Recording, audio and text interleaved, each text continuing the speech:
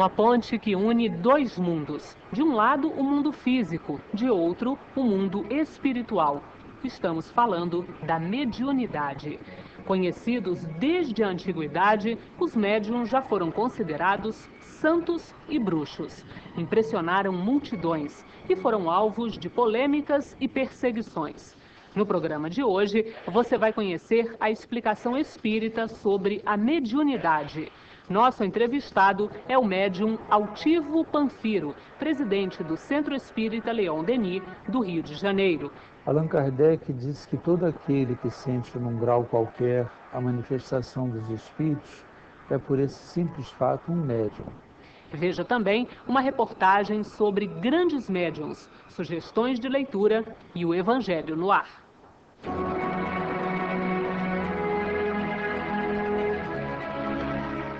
Agora o 4º Congresso Espírita Mundial já pode ser visto em casa. As solenidades e palestras do Encontro de Paris estão em um DVD lançado pelo Conselho Espírita Internacional e pela Versátil Home Video. Você vai ver depoimentos de espíritas de vários países, o lançamento do selo em homenagem a Allan Kardec e muita emoção.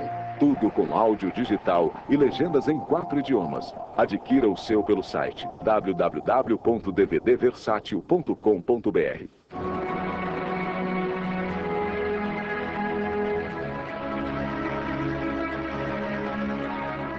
Eles estão presentes na história de todos os povos e em todas as épocas.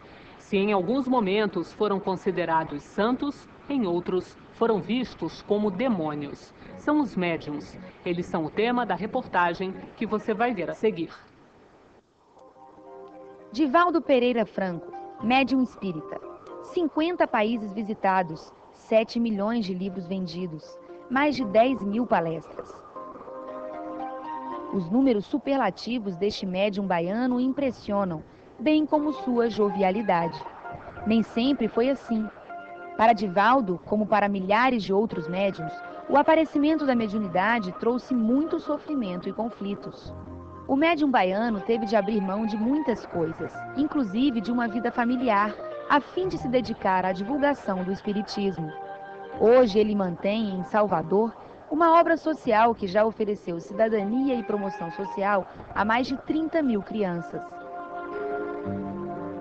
Outro médium que teve a vida desapropriada foi Francisco Cândido Xavier, que psicografou 400 livros e milhares de mensagens. Chico Xavier desencarnou pobre aos 92 anos de idade, pois doou todo o direito autoral de seus livros para instituições beneficentes. Sua vida foi um exemplo de caridade e amor ao próximo. O seu exemplo de renúncia e dedicação aos milhares de sofredores que a procuravam em busca de consolação, a médium fluminense Ivone Pereira ficou conhecida como a heroína silenciosa. Aqui no Brasil, a mediunidade de efeitos físicos chamou muita atenção em Uberaba, Francisco Lins Peixoto, o Peixotinho. Em São Paulo, Carlos Mirabelli. E no Pará, Ana Prado.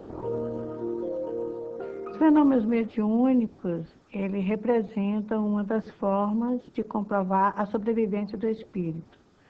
Ou seja, o corpo morre e o espírito sobrevive no além-túmulo. Então, de que maneira esses fenômenos poderiam representar uma comprovação, ou melhor dizendo, uma evidência que o espírito sobrevive à morte? Primeiro, através das aparições. Essas aparições são relatadas ao longo da história. Outra forma é através da voz. O espírito aproxima-se do médium e, utilizando o seu aparelho fonador, ele fala. Uma outra maneira seria através da escrita. O espírito utiliza a mão da pessoa que está encarnada, do médium, e escreve através dos sonhos.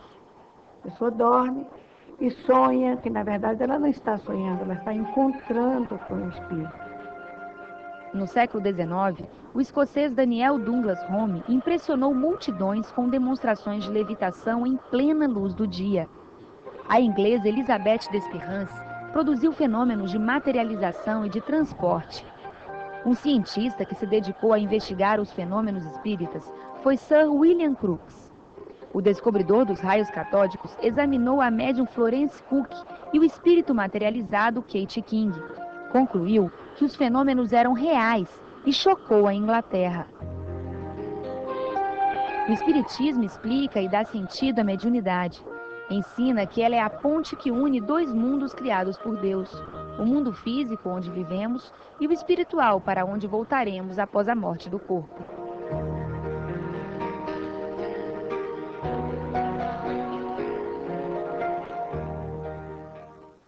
Para falar mais sobre a mediunidade, a equipe do Terceira Revelação foi ao Rio de Janeiro para ouvir Altivo Panfiro, presidente do Centro Espírita Leon Denis. Confira a entrevista concedida a Daniel Amador.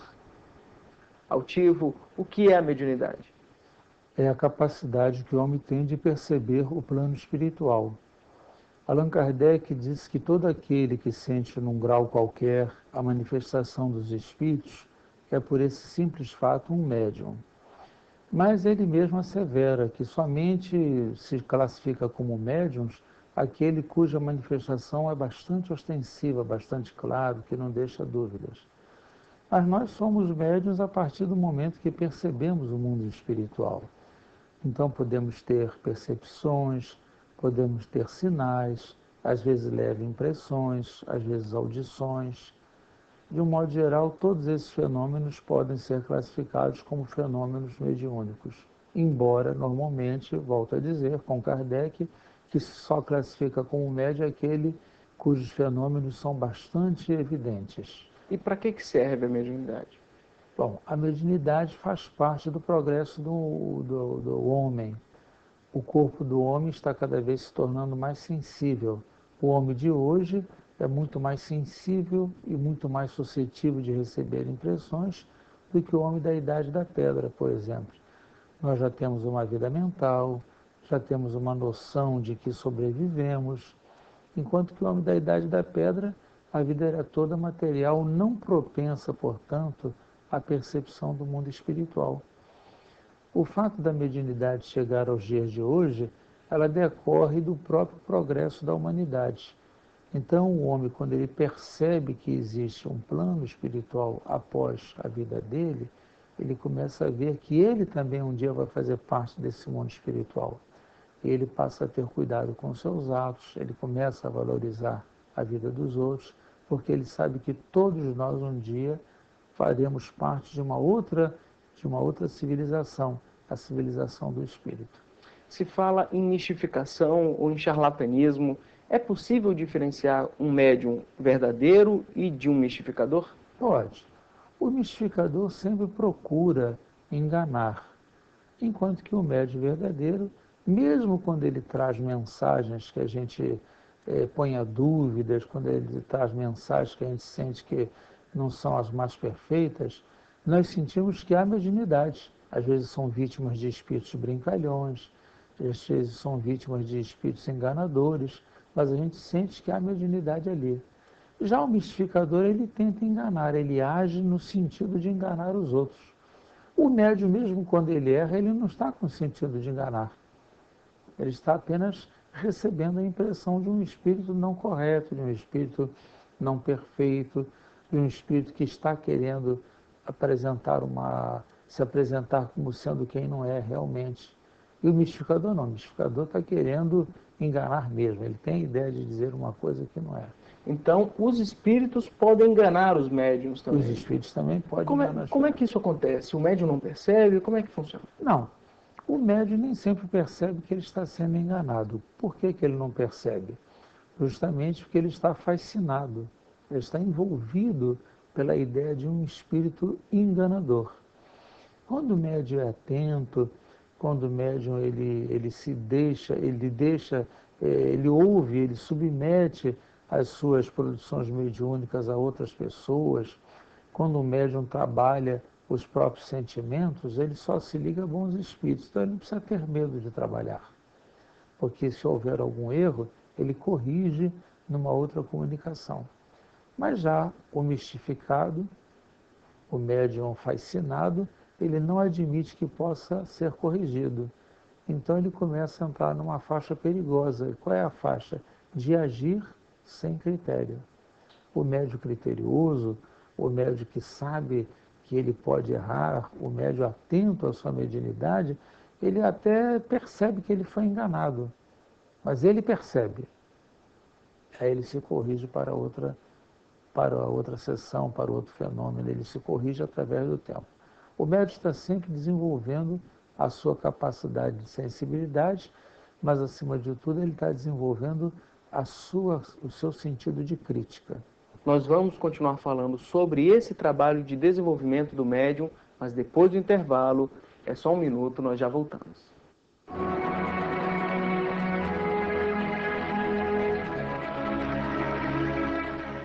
Memórias de um Suicida é o romance em que o escritor Camilo Castelo Branco conta suas experiências no mundo espiritual após ter cometido suicídio. O livro, psicografado por Ivone do Amaral Pereira, é um relato do que acontece com quem tira a própria vida e uma prova do amor e da misericórdia de Deus. Memórias de um Suicida, uma esperança de aprendizado. Peça o seu pelo e-mail vendas@febrasil.org.br ou ligue 21 2187 8282.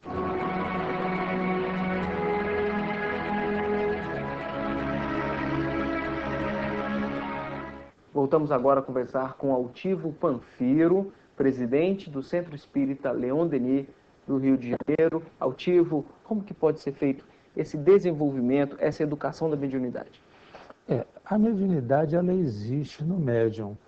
Ela pertence a ele no momento que ele reencarna. É um projeto de Deus para aquele homem que reencarna.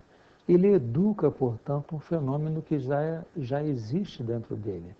Ele faz desse fenômeno alguma coisa de produtivo, de útil, como Kardec diz. Kardec, no livro dos médiuns, lá para as tantas, ele diz assim: a mediunidade ou é útil ou não tem razão de ser. Então, o médium, em verdade, ele faz com que aquele fenômeno que existe dentro dele tenha limites, tenha parâmetros, e normalmente, por informação ou por percepção, o médium vê para onde está indo aquela capacidade de perceber o mundo espiritual. Então, ele a direciona para a cura, para os fenômenos da escrita, para os fenômenos da audição, da vidência, da incorporação. Então, nesse caso, o médium vai aprimorando constantemente o seu fenômeno mediúnico, mas um fenômeno que já existe. Não se dá a um médium mediunidade quando ele não a possui. Se ensina ao médium, por exemplo, a dar passes, que é um fenômeno anímico, mas não se ensina ao médium a ser médium. Ele é médium, não é?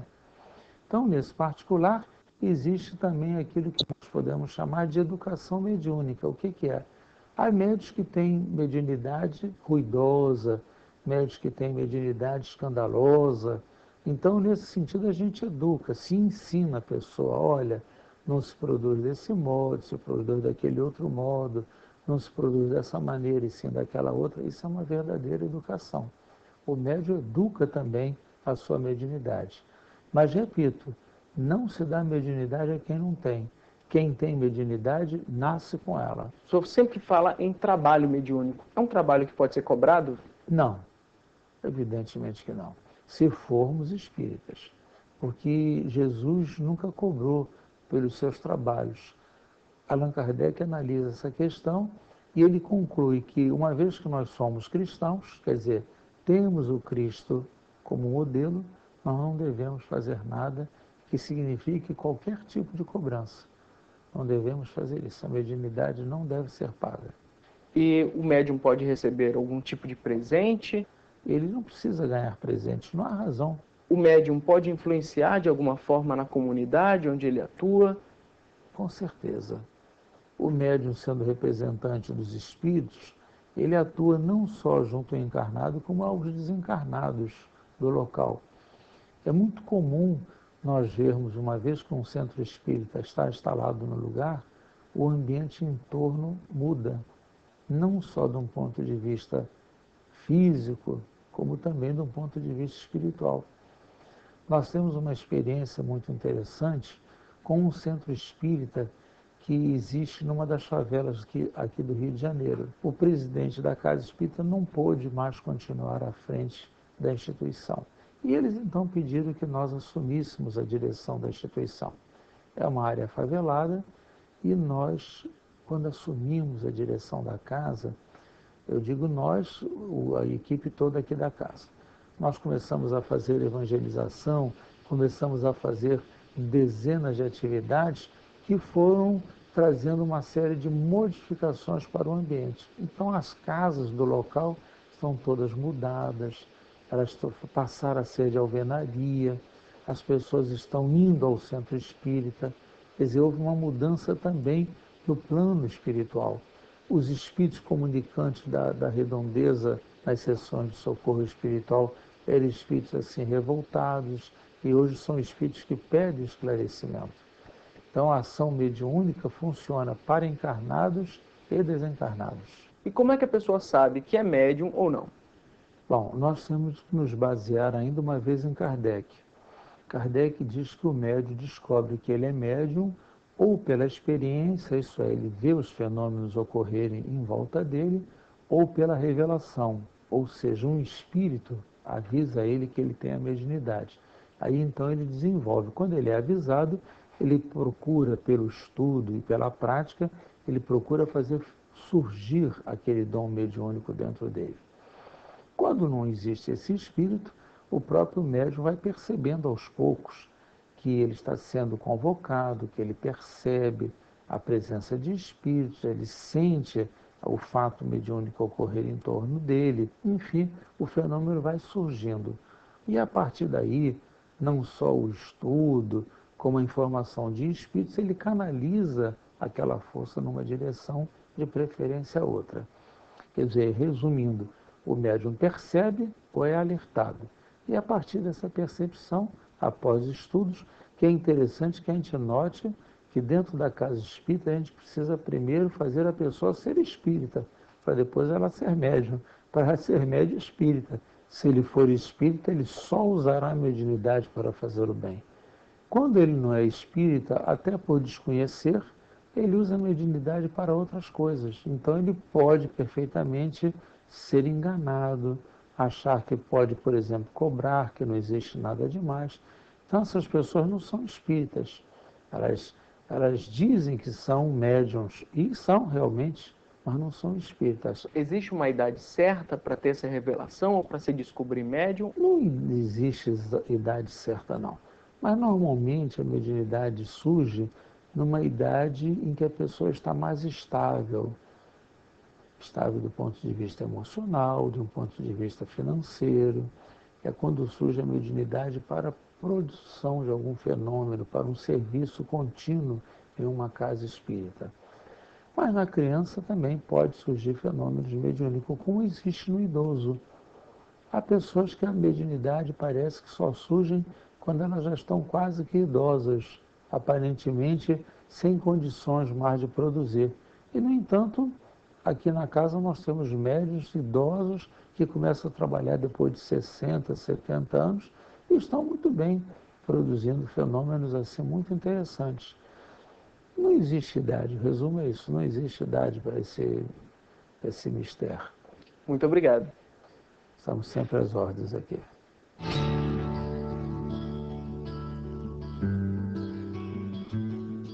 Como você viu no programa de hoje, a mediunidade sempre exerceu tremendo fascínio sobre a humanidade. Em diversos povos e em épocas e religiões diferentes, os médiuns obtiveram destaque, porque se relacionavam diretamente com o mundo invisível. Mas profetas, xamãs, bruxos e santos, na maioria das vezes, nada mais eram que homens que utilizavam a mediunidade de acordo com sua evolução moral. Intermediários entre os espíritos e os homens, os médiuns não têm poderes especiais. Eles recebem a faculdade mediúnica para fazer o bem, oferecer esperança e consolação e semear a paz. A doutrina espírita é categórica. A mediunidade deve ter um fim útil e ser praticada de forma simples, sem ostentação e nem rituais. Para ler mais sobre a mediunidade, recomendamos o Livro dos Médiuns. Essa obra, organizada por Allan Kardec, é básica para conhecer a visão do Espiritismo sobre esse assunto. Outra obra que vale a pena conhecer é Diretrizes de Segurança. O livro é um diálogo com os médiuns Divaldo Franco e Raul Teixeira em torno das múltiplas questões sobre a mediunidade. Uma ótima leitura para você e até a próxima semana.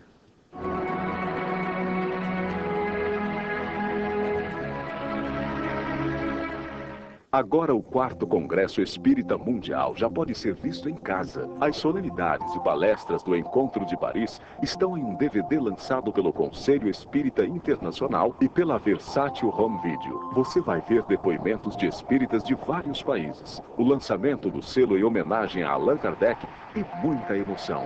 Tudo com áudio digital e legendas em 4 idiomas. Adquira o seu pelo site www.dvdversátil.com.br.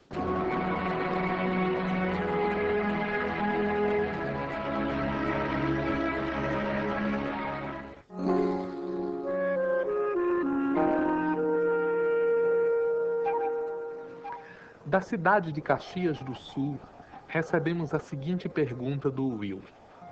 Gostaria de saber se o diabo existe. O Espiritismo fala que não, mas o que é o obsessor? Existe o inferno? O Espiritismo diz que não. O que é então o umbral? Will, o Espiritismo nos esclarece que não existe uma entidade eternamente dedicada à prática do mal e que compete com Deus pelo domínio sobre as almas. O obsessor, que nada mais é do que um espírito que transitoriamente, por não compreender ainda a grandiosidade da lei divina, ainda atém-se à prática do mal. E o que é o mal dentro da visão do Espiritismo? É tudo aquilo que é contrário à lei da natureza, à lei natural. O indivíduo, quando pratica o mal, desdobra uma reação da própria natureza contra a sua própria atitude, e é este episódio que o faz aprender que não é producente em seu próprio benefício a prática do mal, ou seja, de tudo aquilo que é contrário à lei da natureza. Esses espíritos, transitoriamente situados na condição de espíritos malfazejos ou obsessores, também terão a oportunidade de refazer os seus caminhos.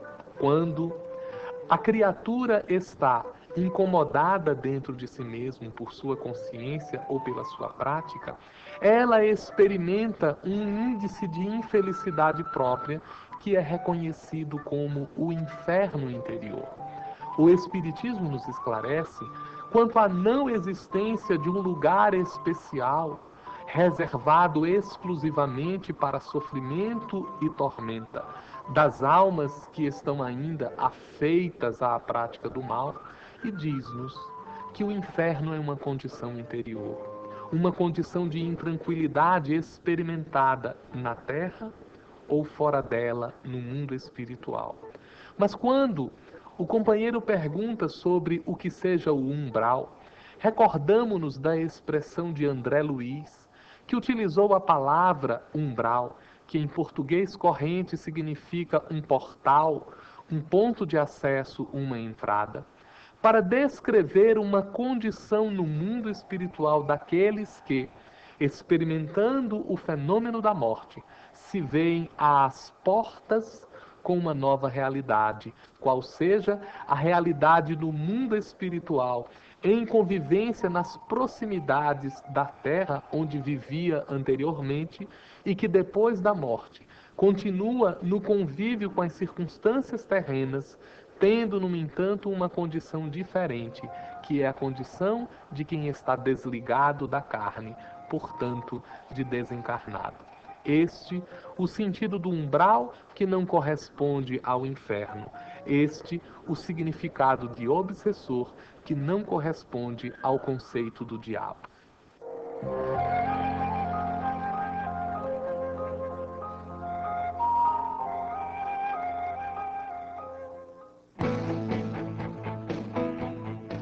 Olá! O que aconteceu e o que ainda vai acontecer no movimento espírita, você vê aqui. O terceiro Congresso Espírita de Sergipe ocorre de 18 a 20 de novembro no Espaço Emes. O tema é Paz à Plenitude do Ser. Já confirmaram presença no encontro os médiuns Divaldo Pereira Franco e Raul Teixeira, além do presidente da FEB, Nestor Mazotti. As inscrições podem ser feitas pelo site www.infonet.com.br/congresse. Mais informações sobre o evento você obtém pelo telefone 0 operadora 79 249 2896. O Conselho Espírita Internacional lança o DVD do 4º Congresso Espírita Mundial, realizado em Paris. Confira mais detalhes desse evento na reportagem de Luciana Navarro. Quem não pôde participar do 4º Congresso Espírita Mundial, realizado em outubro do ano passado em Paris, ou mesmo quem foi até lá e quer rever os melhores momentos, poderá adquirir a partir deste mês o DVD duplo especial do congresso realizado em homenagem ao bicentenário de nascimento de Allan Kardec. O DVD foi lançado esta semana pelo Conselho Espírita Internacional e pela empresa Versátil Home Video. Com 280 minutos de duração, o DVD tem áudio em português e francês e legendas em 4 idiomas: português, inglês, francês e espanhol.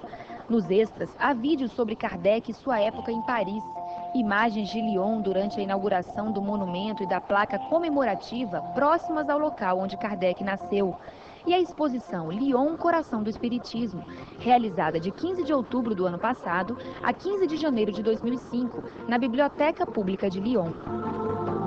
Além dos eventos especiais em homenagem ao codificador da doutrina espírita, o DVD traz a palestra dos conferencistas José Raul Teixeira e Divaldo Pereira Franco.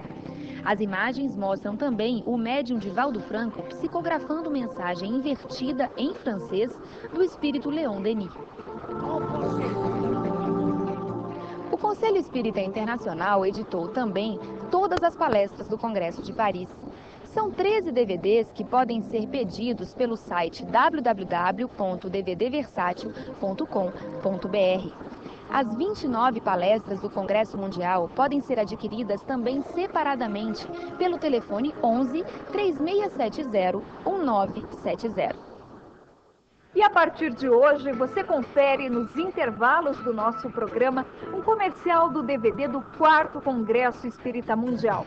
Uma boa semana e fique com Deus.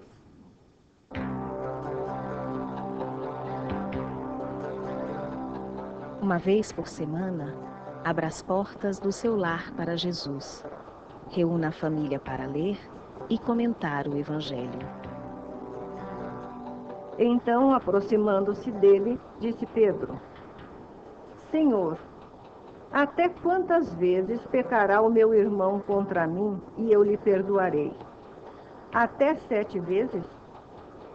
Respondeu-lhe Jesus: Não te digo que até 7, mas até 70 vezes 7 vezes. 70 vezes 7 é um número simbólico.